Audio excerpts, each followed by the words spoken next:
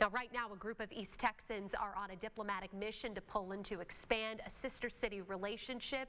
It's a partnership that dates back almost 3 decades. GMET's Luckie is traveling with that delegation in southwestern Poland, just across the border with Germany and the Czech Republic. He joins us live this morning with a closer look at the record number of refugees making this their new home. Lane, good morning. Good morning to you. This has become an astounding example of citizen diplomacy in action. As thousands of those refugees crossed the border into Poland, our sister city, Góra, like the rest of the country, welcomed them with open arms. Now, it was mostly women and children as the men had to stay behind to fight. Now, 5,000 miles away, back in East Texas, many people wanted to help in some way. And Tyler's sister cities actually opened that door, raising $30,000 for humanitarian relief efforts. Just yesterday, the delegation from East Texas got to meet the families who now have access to food and toiletries, thanks in part to that generosity. Now, Góra recognized Tyler and its residents with a special welcome at its city council meeting. City leaders even displaying Texas flags on their desks. And the leaders pledged their cooperation doesn't end here. The need for help still exists. And that's where other East Texans are stepping in. Lindale-based Youth with a Mission, or YWAM, just mobilized a team of 25 missionaries who are heading right now in the same region of Poland. Now, they're working on the ground here for the next couple of months. YWAM, of course, already operates around 1,000 locations in more than 180 countries. Their staff and volunteers complete discipleship training on this ranch just to the north of Tyler.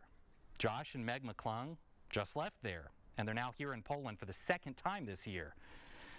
YWAM's Mercy Works ministry just purchased a former hotel in the town of Ustron. They've converted it into a shelter for Ukrainian women and children who are refugees. Now, the 11-room facility just had its first 2 families move in over the past couple of weeks. The $250,000 property is completely paid off, all from donations and fundraising through the ministry. A lot of our efforts now are in how do we best steward these families as they've come out of this crisis situation? How do we walk through, trauma, healing, counseling, anything that we can do to come alongside them as they prepare to move on to whatever their next stage of life is. Now, another priority is actually sheltering the Ukrainians before the cold winter months arrive. The missionaries are planning to travel across the border into Ukraine to the Kyiv base they have to work on fundraising and building some modular housing for them. These prefabricated homes cost about $6,500 each. And that's just 2 examples today of the many East Texans who are working to make a difference in some small way to bring some restoration to families who are caught in the middle of this war in Ukraine. Reporting live on the Polish and Czech border this morning, I'm Lane Luckie. Back to you. A beautiful effort in just a beautiful part of the world. Lane, thank you so much for that live report. Don't forget, there is much more to explore online.